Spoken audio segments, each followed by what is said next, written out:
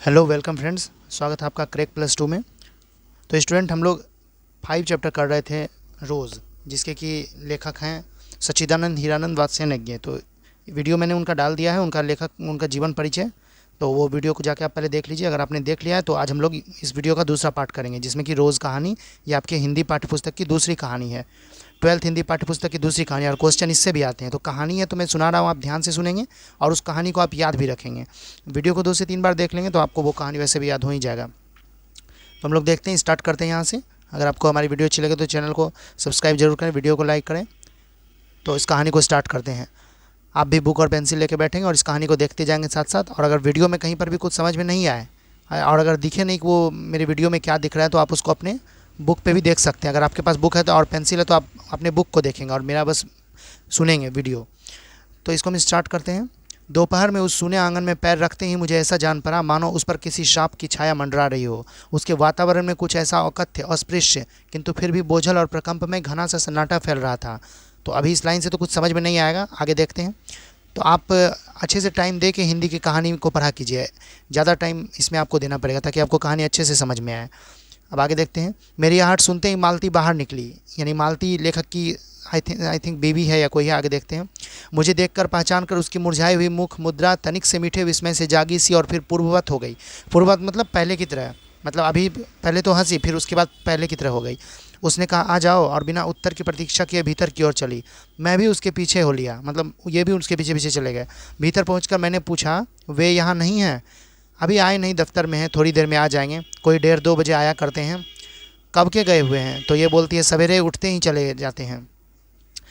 मैं हूँ कहकर पूछने को हुआ, और तुम इतनी देर क्या करती हो?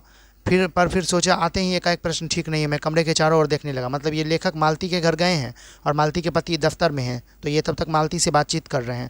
अब आगे देखते हैं क्या होता है। मालती एक पंखा उठा लाई और मुझे हवा करने लगी, मतलब पंखा झलने लगी। मैंने आपत्ति करते कहा नहीं, मुझे नहीं चाहिए, पर वह नहीं मानी। बोली वाह, चाहिए कैसे नहीं, इतनी धूप में तो आए हो यहाँ तो।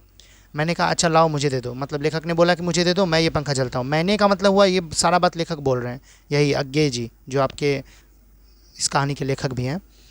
आप अंडरलाइन करिएगा, मैं बोलूँगा तब, अभी नहीं। वह शायद ना करने वाली थी, पर तभी दूसरे कमरे में से शिशु के रोने की आवाज़ सुनकर उसने चुपचाप पंखा मुझे दे दिया और घुटने पर हाथ टेक कर एक थकी हुई हूँ करके उठी और भीतर चली गई। मतलब ये उसके किए गए बर्ताव को पूरा वर्णन कर दिए हैं, किस तरह वो उसका छोटा शिशु था, बच्चा था उसका, तो वो थोड़ा रोने लगा तो वो उसके पास चली गई इनको पंखा दे के।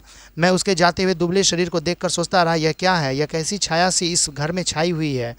मालती मेरी दूर के रिश्ते की बहन है, किंतु उसे सखी कहना ही उचित है, क्योंकि हमारा परस्पर संबंध सख्य का ही रहा है। मतलब ये लेखक की दूर की बहन लगती है, लेकिन ये लोग आपस में दोस्ती का रिश्ता रखे हुए हैं। हम बचपन में इकट्ठे खेले हैं, इकट्ठे लड़े और पीटे हैं, सारी बात यहाँ स्पष्ट है, इसमें समझाने की जरूरत नहीं है। और हमारी पढ़ाई भी बहुत इकट्ठे ही हुई थी। हमारे व्यवहार में सदा सख्य मतलब हुआ फ्रेंडशिप की स्वेच्छा और स्वच्छंदता रही है। वह कभी भ्रातृत्व के या बड़े छोटेपन के बंधनों में नहीं घिरा। मैं आज कोई 4 वर्ष बाद उसे देखने आया हूँ। जब मैंने उसे इससे पूर्व देखा था तब वो लड़की ही थी, अब वह विवाहिता है, एक बच्चे की माँ भी है। इससे कोई परिवर्तन उसमें आया होगा, और यदि आया होगा तो क्या, यह मैंने अभी तक सोचा नहीं था। किंतु अब उसकी पीठ की ओर देखता हुआ मैं सोच रहा था, यह कैसी छाया इस घर पर छाई हुई है, और विशेषतया मालती पर। मालती बच्चे को लेकर लौट आई और फिर मुझसे कुछ दूर नीचे बिछी हुई दरी पर बैठ गई। मैंने अपनी कुर्सी घुमाकर कुछ उसकी ओर उन्मुख होकर पूछा, इसका नाम क्या है? बच्चे के बारे में पूछ रहे हैं लेखक मालती से। मालती कौन थी अगर पूछेगा तो आपको लिखना है, अगर लेखक के बारे में पूछेगा तो आपको लिखना है मालती लेखक की दूर की बहन थी, और जिसको कि लेखक ने अपनी दोस्त माना था। सख्य भी लिख सकते हैं आप। तो मालती ने बच्चे की ओर देखते उत्तर दिया, नाम तो कोई निश्चित नहीं किया, वैसे टीटी कहते हैं। तो आपको जो अंडरलाइन करना है वो यहाँ पे लाइन है, यहाँ पे इसको आपको अंडरलाइन करना है। मालती मेरी दूर के रिश्ते की बहन है, किंतु उसे सखी कहना ही उचित है, क्योंकि हमारा परस्पर संबंध सखी का ही रहा है। तो ये लाइन आपको अंडरलाइन करना, मालती से लेके रहा है तक। हम अपनी कहानी को कंटिन्यू करते हैं। ये आपकी हिंदी की पाठ्यपुस्तक की दूसरी कहानी, पहली कहानी थी उसने कहा था, ये दूसरी कहानी। आप याद रखेंगे टोटल 3 कहानी है, और विधा पूछेगा तो इसमें लिखेंगे कि ये कहानी है।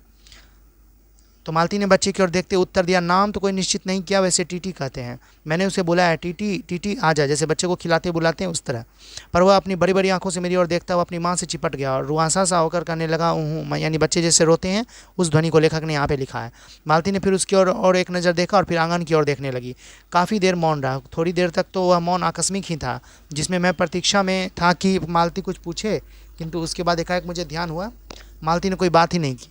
यह भी नहीं पूछा कि मैं कैसा हूँ, कैसे आया हूँ, चुप बैठी है। क्या विवाह के 2 वर्ष में ही वह बीते दिन भूल गई, या आप मुझे दूर इस विशेष अंतर पर रखना चाहती है क्योंकि वह निर्बाध स्वच्छंदता अब तो नहीं हो सकती, पर फिर भी ऐसा मौन जैसा अजनबी से भी नहीं होना चाहिए। मैंने कुछ खिन्न सा होकर दूसरी ओर देखते हुए कहा, जान पड़ता है तुम्हें मेरे आने से विशेष प्रसन्नता नहीं हुई। लेखक ने जैसा इसे एक्सपेक्ट किया था मालती से व्यवहार का, वो ऐसा व्यवहार नहीं कर रही थी। तो लेखक को ऐसा लगा क्या कि मेरे आने से इसको ज़्यादा खुशी नहीं हुई है। उसने एकाएक चौंक कर कहा, उसने मतलब मालती ने।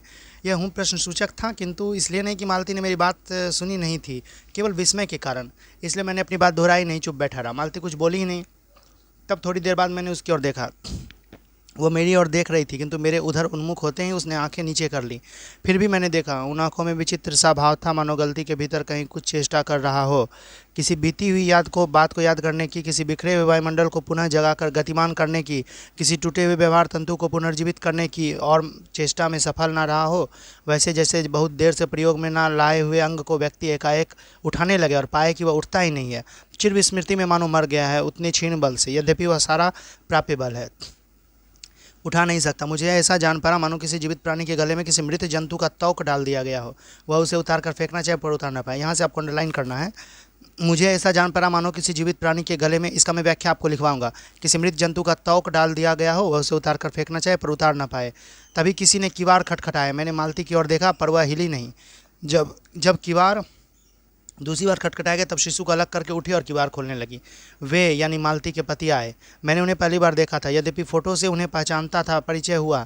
मालती खाना तैयार करने आंगन में चली गई और हम दोनों भीतर बैठकर बातचीत करने लगे, उनकी नौकरी के बारे में, उनके जीवन के बारे में, उस स्थान के बारे में और ऐसे अन्य विषयों के बारे में जो पहले परिचय पर उठा करते हैं, एक तरह का सुरक्षात्मक कवच बनकर।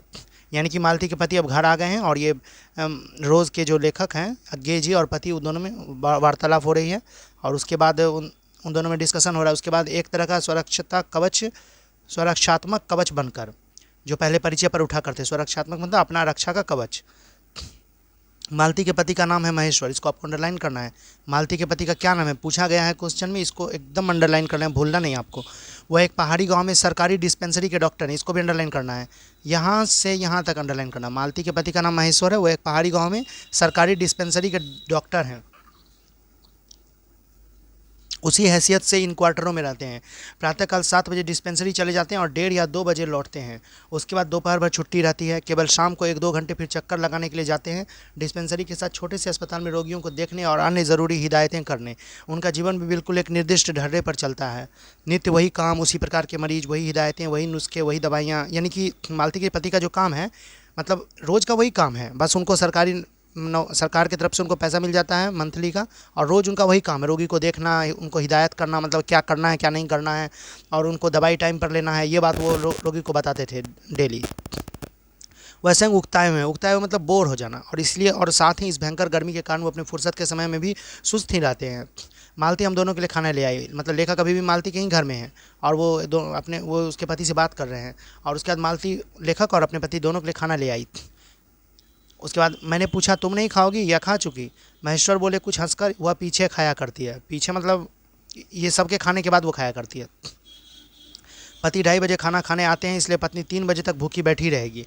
महेश्वर खाना आरंभ करते हुए मेरी ओर देखकर बोले, कहानी के सारे पात्रों का नाम आपको याद रखना है। महेश्वर परीक्षा में देगा, आपको दिमाग में तुरंत लेते आना। ये रोज़ कहानी का और रोज़ के लेखक हैं सच्चिदानंद हीरानंद वात्स्यायन। तो महेश्वर खाना आरंभ करते मेरी ओर देखकर बोले, आपको तो खाने का मज़ा ही क्या आएगा, ऐसे बेवक्त खा रहे हैं। मैंने उत्तर दिया, वाह, देर से खाने पर तो और भी अच्छा लगता है, भूख बढ़ी हुई होती है, पर शायद मालती बहन को कष्ट होगा। मालती टोक कर बोली, मेरे लिए तो यह नई बात नहीं है, रोज़ ही ऐसा होता है। मालती बच्चे को गोद में लिए हुई थी, बच्चा रो रहा था पर उसकी ओर कोई भी ध्यान नहीं दे रहा था। मैंने कहा, ये रोता क्यों है? मालती बोली, हो ही गया है चिड़चिड़ा सा, हमेशा ही ऐसा रहता है। फिर बच्चे को डांट कर कहा, चुप कर, जिससे वह और भी रोने लगा। मालती ने भूमि पर बैठा दिया और बोली, अच्छा है, रो ले, और रोटी लेने आंगन की ओर चली गई। जब हमने भोजन समाप्त किया तब 3 बजने वाले थे। महेश्वर ने बताया कि उन्हें आज जल्दी अस्पताल जाना है, वहाँ 1-2 चिंताजनक केस आए हुए हैं जिनका ऑपरेशन करना पड़ेगा। 2 की शायद टांग काटनी पड़ेगी, गैंग्रीन हो गया है। गैंग्रीन को आपको अंडरलाइन करना है। गैंग्रीन परीक्षा में पूछा गया, मैं आपको बताऊंगा बाद में गैंग्रीन का अर्थ। गैंग्रीन का अर्थ रोज ही होता है। गैंग्रीन हो गया है, थोड़ी देर में वह चले गए।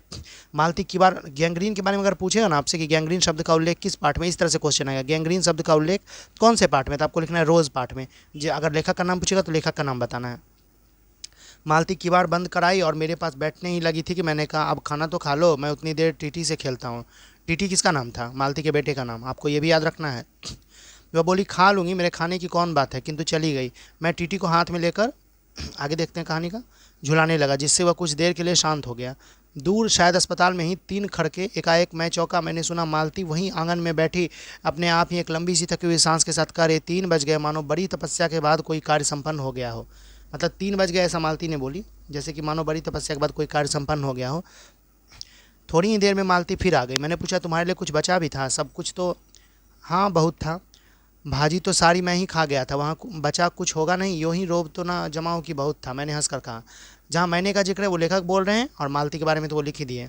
मालती मानो किसी और विषय की बात कहती बोली, यहाँ सब्जी वब्जी तो कुछ होती ही नहीं, कोई आता जाता है तो नीचे से मंगा लेते हैं, मुझे आए 15 दिन हुए हैं, जो सब्जी साथ लाए थे वही अभी बढ़ती जा रही है, मतलब वही सब्जी अभी भी यूज हो रहा है। मैंने पूछा नौकर कोई नहीं है? कोई ठीक मिला नहीं, शायद 2-1 दिन में हो जाए। बर्तन भी तुम ही मांजती हो?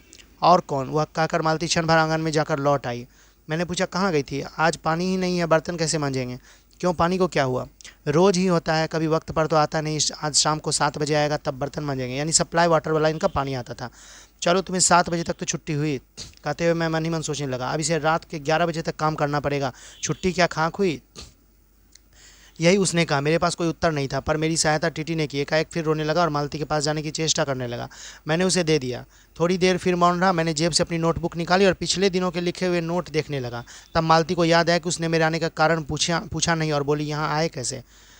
मैंने कहा अच्छा अब याद आया, तुमसे मिलने आया था और क्या करने। मतलब ये मालती इतने देर से आने का कारण नहीं पूछी, फिर अभी वो पूछती है। तो ये लेखक बोलते हैं अच्छा अभी तुमको याद आया, तुमसे मिलने आया था और क्या करने। तो मालती बोलती है तो 2-1 दिन रहोगे ना? मालती इससे पूछ रही है। नहीं कल चला जाऊँगा। मालती कुछ नहीं बोली, कुछ खिन्न सी हो गई। मैं फिर नोटबुक की तरफ देखने लगा। थोड़ी देर बाद मुझे ध्यान हुआ मैं आया तो हूँ मालती से मिलने, किंतु यहाँ वह बात करने को बैठी है और मैं पढ़ रहा हूँ। पर बात भी क्या की जाए? मुझे ऐसा लग रहा था कि इस घर पर जो छाया घिरी हुई है वह अज्ञात रहकर भी मानो मुझे भी वश में कर रही है, और मैं भी वैसा ही नीरस निर्जीव सा हो रहा हूँ जैसे, हाँ जैसे यह घर, जैसे मालती।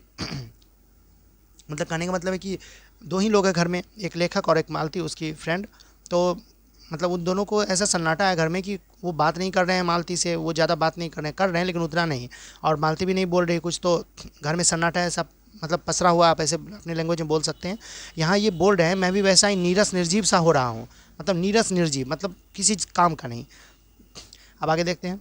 मैंने पूछा तुम कुछ पढ़ती लिखती नहीं? मैं चारों ओर देखने लगा कि कहीं किताबें दिख पड़े। मतलब लेखक पूछते के साथ देखने भी लगते हैं कि कहीं किताबें दिख पड़े। मालती बोलती है यहाँ। वह कह रही थी यहाँ पढ़ने को है क्या? मैंने कहा अच्छा अब मैं वापस जाकर कुछ पुस्तक भेजूँगा, और वार्तालाप फिर समाप्त हो गया। थोड़ी देर बाद मालती ने पूछा आप आए कैसे हो? लॉरी में। तो ये बोलते हैं पैदल। इतनी दूर? बड़ी हिम्मत की। लॉरी होता है गाड़ी। इतनी दूर, बड़ी हिम्मत की, आखिर तुमसे मिलने आया हूँ। तो मालती बोलती है ऐसे ही आए हो? तो ये लेखक बोलते नहीं, कुली पीछे आ रहा है सामान लेकर, मैंने सोचा बिस्तरा ले चलूँ। अच्छा किया, यहाँ तो बस। कहकर मालती चुप रह गई, फिर बोली तब तुम थके होगे, लेट जाओ। तो ये बोलते हैं नहीं बिल्कुल नहीं थका, रहने भी दो, थके नहीं भला थके हैं। और तुम क्या करोगी? मैं बर्तन मांज रखती हूँ। मैंने कहा वाह, क्योंकि और कोई बात नहीं मुझे सूझी। थोड़ी देर में मालती उठी और चली गई, टीटी को साथ लेकर। तब मैं भी लेट गया और छत की ओर देखने लगा। मेरे विचारों के साथ आंगन से आती हुई बर्तनों के घिसने की खनखन ध्वनि मिलकर एक विचित्र एक स्वर उत्पन्न करने लगी, जिसके कारण मेरे अंग धीरे धीरे ढीले पड़ने लगे। मैं ऊँघने लगा, मतलब लेखक को नींद आने लगी। एकाएक वह एक स्वर टूट गया, मौन हो गया। इससे मेरी तंद्रा भी टूटी। मैं उस मौन में सुनने लगा, मतलब वो स्वर खत्म हो गया, अब शांत हो गया पूरा माहौल। मालती का बर्तन मलना भी बंद हो गया, और उसके बाद लेखक की नींद भी टूट गई और वो सुनने लगे उस मौन में। 4 खड़क रहे थे और इसी का पहला घंटा सुनकर मालती रुक गई थी। वही 3 बजे वाली बात मैंने फिर देखी, अब की बार और उग्र रूप में। मैंने सुना मालती एक बिल्कुल अनैच्छिक, अनुभूति विहीन, नीरस, यंत्रवत, वह भी थके हुए यंत्र के से स्वर में कह रही है 4 बज गए, मानो इस अनैच्छिक समय गिनने गिनने में ही उसका मशीन तुल्य जीवन बीतता हो। मतलब लेखक का कहने का मतलब है 3 बज गए तो भी वो बोल रही थी 3 बज गए, मतलब बहुत काम रखा हुआ है। 4 बज गए तो भी वो बोल रही 4 बज गए। वैसे ही जैसे मोटर का स्पीडोमीटर यंत्रवत फासला नापता जाता है और यंत्रवत विश्रांत स्वर में कहता है कि मैंने अपने अमित शून्य पथ का इतना अंश तय कर लिया, न जाने कब कैसे मुझे नींद आ गई। मतलब कहने का मतलब है कि जैसे मोटर का स्पीड जो मापता है वो स्पीडोमीटर होता है, फासला जो नापता है, और यंत्रवत विश्रांत स्वर में कहता है मैंने अपना अमित शून्य पथ का इतना अंश तय कर लिया, न जाने कब कैसे मुझे नींद आ गई। लेखक बोल रहे हैं न जाने कब कैसे मुझे नींद आ गया। बाकी देखते हैं। तब तब 6 कभी के बज चुके थे, मतलब 6 कब्बे का बज चुका था अपने भाषा में अगर बोलें तो। जब किसी के आने के आहट से मेरी नींद खुली और मैंने देखा कि महेश्वर लौट आए हैं और उनके साथ ही बिस्तर लिए मेरा कुली। मैं मुंह धोने को पानी मांगने को ही ताकि मुझे याद आया पानी नहीं होगा। मैंने हाथों से मुंह पोंछते पोंछते महेश्वर से पूछा, आपने बड़ी देर की? उन्होंने किंचित ग्लानि भरे स्वर में कहा, हाँ आज वह गैंग्रीन का ऑपरेशन करना ही पड़ा, एक कर आया हूँ, दूसरे को एम्बुलेंस में बड़े अस्पताल भिजवा दिया है। मैंने पूछा, गैंग्रीन कैसे हो गया? एक कांटा चुभा था उसी से हो गया, बड़े लापरवाह लोग होते हैं यहाँ के। मैंने पूछा, यहाँ आपको केस अच्छे मिल जाते हैं? आय के लिहाज से नहीं, डॉक्टरी के अभ्यास के, आय मतलब आमदनी के लिहाज से नहीं, मतलब डॉक्टरी के अभ्यास से जैसा उनका अभ्यास है उनके अनुसार उनको पेशेंट मिल जाता है, ये पूछ रहे हैं। बोले हाँ मिल ही जाते हैं, यहीं गैंग्रीन हर दूसरे चौथे दिन तक एक केस आ जाता है, नीचे बड़े अस्पतालों में भी। गैंग्रीन एक तरह की आई थिंक बीमारी है। अब आगे देखते हैं क्या है। मालती आंगन से ही सुन रही थी, अब आ गई, बोली, हाँ केस बनाते देर क्या लगती है, कांटा चुभा था, इस पर टांग काटनी पड़े, यह भी कोई डॉक्टरी है? हर दूसरे दिन किसी की बाँह काट आते हैं, इसी का नाम है अच्छा अभ्यास। महेश्वर हंसे, बोले, ना काटे तो उसकी जान गंवाएं, मतलब अगर पैर नहीं काटे तो क्या उसकी जान गंवा दें? हाँ पहले तो दुनिया में कांटे ही नहीं होते होंगे, आज तक तो सुना नहीं था कि कांटों के चुभने से मर जाते हैं। महेश्वर ने उत्तर नहीं दिया, मुस्कुरा दिया। मालती मेरी ओर देखकर बोली, ऐसे ही होते हैं डॉक्टर, सरकारी अस्पताल है ना, क्या परवाह है, मैं तो रोज़ ऐसी बातें सुनती हूँ, अब कोई मर मुर जाए तो ख्याल ही नहीं होता, पहले तो रात रात भर नींद नहीं आया करती थी। तभी आंगन में खुले हुए नल ने कहा, टिप टिप, जैसे नल से पानी आता है बूंद बूंद टाइप का, उस तरह का ध्वनि है ये। मालती ने कहा, पानी, और उठकर चली गई। खनखनाहट से हमने जाना बर्तन धोए जाने लगे हैं। टीटी महेश्वर की टांगों के सहारे खड़ा मेरी ओर देख रहा था। अब एकाएक उन्हें छोड़कर मालती की ओर खिसकता हुआ चला। महेश्वर ने कहा, उधर मत जा, और उसे गोद में उठा लिया। वह मचलने लगा और चिल्ला चिल्ला कर रोने लगा। महेश्वर बोले, अब रो रो कर सो जाएगा तभी घर में चैन होगी। मैंने पूछा, आप लोग भीतर नहीं सोते हैं, गर्मी तो बहुत होती है? अब आगे देखते हैं। होने को तो मच्छर भी बहुत होते हैं, पर यह लोहे के पलंग उठाकर बाहर कौन ले जाए? मतलब उनके पास एक ही पलंग था, वो भी लोहा का था, इसलिए वो रूम के अंदर ही सोते थे। अब के नीचे जाएंगे तो चारपाइयाँ ले आएंगे। फिर कुछ रुक कर बोले, आज तो बाहर ही सोएंगे, आपके आने का इतना लाभ ही होगा। टीटी अभी तक रोता ही जा रहा था। महेश्वर ने उसे एक पलंग पर बैठा दिया और पलंग बाहर खींचने लगे। मैंने कहा, मैं मदद करता हूँ, और दूसरी ओर से पलंग उठाकर निकलवा दिए। अब हम तीनों, महेश्वर, टीटी और मैं, 2 पलंगों पर बैठ गए और वार्तालाप के लिए उपयुक्त विषय ना पाकर उस कमी को छुपाने के लिए टीटी से खेलने लगे। बाहर आकर वह कुछ चुप हो गया था, किंतु बीच बीच में जैसे एकाएक कोई भूला हुआ कर्तव्य याद करके रो उठता था। मतलब वो बच्चा रो रहा था लेकिन बीच बीच में रुक भी जाता था, फिर वापस याद आता था तो रोने लगता था। और कभी कभी हम हंस पड़ते थे या महेश्वर उसके बारे में कुछ बात कर देते थे। मालती बर्तन धो चुकी थी जब वह उन्हें लेकर आंगन के एक और रसोई के छप्पर की ओर, छप्पर छप्पर समझते हैं, छप्पर वाला घर देखा होगा आपने, छप्पर की ओर चली। तब महेश्वर ने कहा, थोड़े से आम लाया हूँ, वह भी धो लेना। तो मालती बोलती, कहाँ है? बोलते, अंगीठी पर रखें, कागज़ में लिपटे हुए हैं। मालती ने भीतर जाकर आम उठाया और अपने आंचल में डाल लिए। जिस कागज़ में वे लिपटे हुए थे वह किसी पुराने अखबार का टुकड़ा था। मालती चलती चलती संध्या के उस क्षीण प्रकाश में उसी को पढ़ती जा रही थी। वह नल के पास जाकर खड़ी उसे पढ़ती रही। जब दोनों ओर पढ़ चुकी तब एक लंबी सांस लेकर उसे फेंक कर आम धोने लगी। मतलब पेपर में जो आम लिपटा हुआ था, तो उस पेपर में जो लिखा हुआ था वो पढ़ रही थी, और पढ़ने के बाद आम को धो चुकी थी। अब आगे देखते हैं। मुझे एकाएक याद आया, बहुत दिनों की बात थी जब हम कभी स्कूल में भर्ती हुए ही थे, जब हमारा सबसे बड़ा सुख, सबसे बड़ी विजय थी हाजिरी हो चुकने के बाद चोरी से क्लास से निकल भागना और स्कूल से कुछ दूरी पर आम के बगीचे में पेड़ों पर चढ़कर कच्ची आमियाँ तोड़ तोड़ खाना। यानी इन लोगों का यही होता था कि स्कूल चले जाते थे और हाजिरी बनाना, यानी अटेंडेंस बना के ये स्कूल से भाग जाते थे। मुझे याद आता, कभी जब मैं भाग आता और मालती नहीं आ पाती थी तब मैं भी खिन्न मन लौट आया करता था। मालती कुछ नहीं पढ़ती थी, उसके माता पिता तंग थे। एक दिन उसके पिता ने उसे एक पुस्तक ला कर दी और कहा कि इसके 20 पेज रोज़ पढ़ा करो, हफ्ते भर बाद मैं देखूं कि इसे समाप्त कर चुकी हो, नहीं तो मार मार कर चमड़ी उधेड़ दूंगा। ये बिहारी भाषा है। मालती ने चुपचाप किताब ले ली, पर क्या उसने पढ़ी? वह नीत थी, उसके 10 पन्ने 20 पेज फाड़ कर फेंक देती, अपने खेल में किसी भांति फ़र्क न पड़ने देती। मतलब मालती पढ़ने में ज़रा सा भी मन उसका नहीं लगता था। यहाँ पे लिखा हुआ है, अब अगर आप कहानी अच्छे से सुनेंगे और आपको परीक्षा में पूछ देगा मालती किताब क्यों फाड़ देती थी, मालती पढ़ती क्यों नहीं थी, तो आपको लिखना है कि मालती का बचपन से ही पढ़ने में मन नहीं लगता था। उसके माता पिता उससे तंग आ गए थे। उन्होंने उसे एक पुस्तक भी दी, लेकिन वो उसके पेज फाड़ दिया करती थी क्योंकि उसको पढ़ने में ज़रा भी रुचि नहीं था। बस यही लिखना। अब आगे देखते हैं। जब 8वें दिन उसके पिता ने पूछा, किताब समाप्त कर ली? तो उत्तर दिया, हाँ कर ली। पिता ने कहा, लाओ मैं प्रश्न पूछूंगा। तो चुप खड़ी रही। पिता ने फिर कहा तो उद्धत स्वर में बोली, मतलब डरते हुए बोली, किताब मैंने फाड़ कर फेंक दी है, मैं नहीं पढ़ूंगी। उसके बाद वह बहुत पीटी, पर वह अलग बात है। उस समय मैं यही सोच रहा था कि वही उद्धत और चंचल मालती आज कितनी सीधी हो गई है, कितनी शांत और एक अखबार के टुकड़े को तरसती है। यह क्या, यह मतलब कहने का मतलब है कि उतनी बदमाश और उतनी चंचल लड़की आज इतना सीधी कैसे हो गई है। मतलब इतना कम बोलना, अपने काम से मतलब रखना, ज़्यादा किसी से बात नहीं करना, यही लेखक उसका गुण देख के सोच रहे हैं कि वो इतनी सीधी कैसे हो गई है। अब आगे देखते हैं। तभी महेश्वर ने पूछा, रोटी कब बनेगी? तो मालती बोलती बस अभी बनाती हूँ। पर अब की बार जब मालती रसोई की ओर चली तब टीटी की कर्तव्य भावना बहुत विस्तीर्ण हो गई। वह मालती की ओर हाथ बढ़ाकर रोने लगा और नहीं माना। मालती उसे गोद में लेकर चली गई। रसोई में बैठकर एक हाथ से उसे थपकने और दूसरे से कई एक छोटे छोटे डिब्बे उठाकर अपने सामने रखने लगी। और हम दोनों चुपचाप रात्रि की और भोजन की और एक दूसरे से कुछ कहने की और न जाने किस किस न्यूनता की पूर्ति की प्रतीक्षा करने लगे। आगे देखते हैं। हम भोजन कर चुके थे और बिस्तरों पर लेट गए थे। वह और टीटी सो गया था। मालती पलंग के एक और मोम जामा बिछाकर उस पर लिटा गई थी। वह सो गया था पर नींद में कभी कभी चौंक उठता था। एक बार तो उठकर बैठ भी गया था पर तुरंत ही लेट गया। मैंने महेश्वर से पूछा, आप तो थके होंगे, सो जाइए। वो बोले, थके तो आप अधिक होंगे, 18 मील पैदल चलकर आए हैं। किंतु उनके स्वर में ने मानो जोर दिया, थका तो मैं भी हूँ। मैं चुप रहा। थोड़ी देर में किसी अपर अमर संज्ञा ने मुझे बताया वह ऊँघ रहे हैं। जब तब लगभग 10:30 बज रहे थे। मालती भोजन कर रही थी।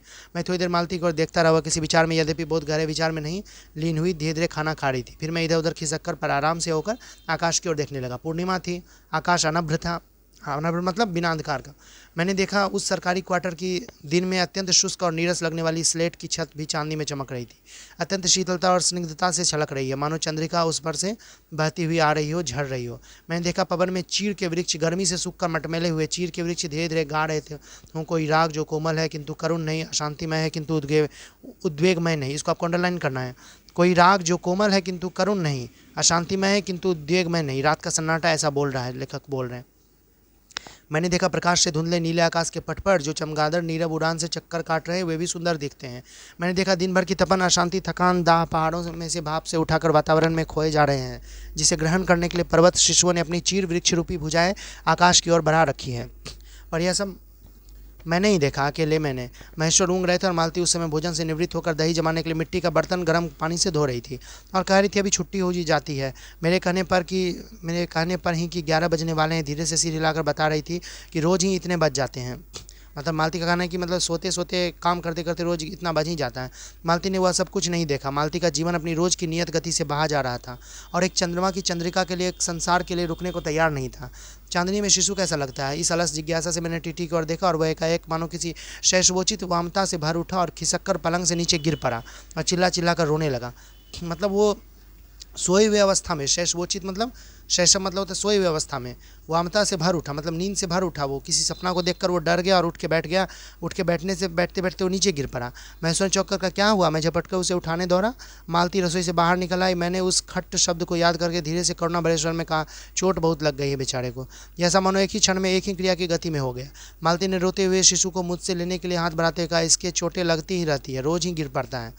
तो रोज़ रोज़ बार बार यूज हो रहा है, शायद इसलिए कहानी का नाम रोज रखा है लेखक ने।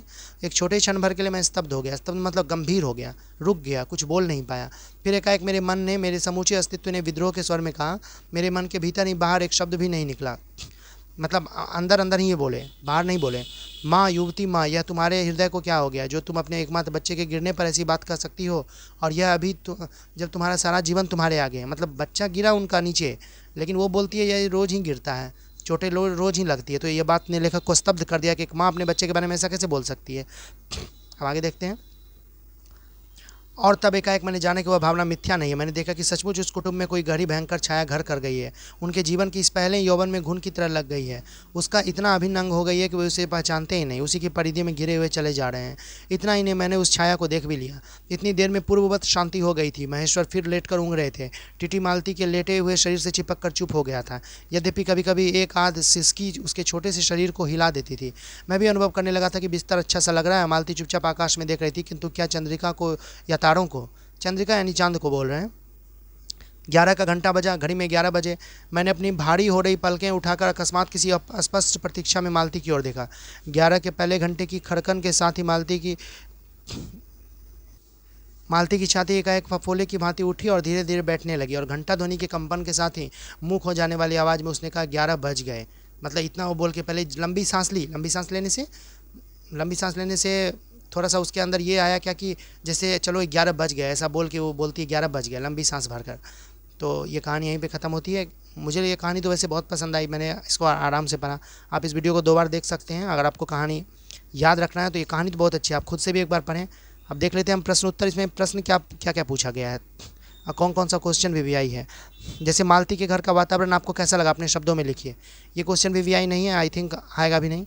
दोपहर में उस सूने आंगन में पैर रखते मुझे ऐसा जान पड़ा मानो उस पर किसी शाम की छाया मंडरा रही हो, यह कैसी शाम की छाया है। ये आ सकता है क्योंकि ये सप्रसंग व्याख्या में है। लेखक और मालती के संबंध का परिचय पाठ के आधार पर दें, ये भी आ सकता है। मालती के पति महेश्वर की कैसी छवि आपके मन में बनती है, कहानी में महेश्वर की उपस्थिति क्या अर्थ रखती है, ये भी आ सकता है। ये वीवीआई क्वेश्चन अगर ये 2022 में आया तो नहीं तैयार करना है इसको। गैंग्रीन क्या है, और उसके बाद छठा नंबर कहानी सुन वाक्यों को चुने जिनमें रोज शब्द का प्रयोग हुआ है। तो ये जितना भी क्वेश्चन पूछा है उसका मैं पीडीएफ बना के आपको दे दूंगा आपके टेलीग्राम पे, अगर व्हाट्सएप यूज करते तो व्हाट्सएप पे पीडीएफ बना के दे दूंगा, आप उसको तैयार कर लेंगे सारा क्वेश्चन का आंसर।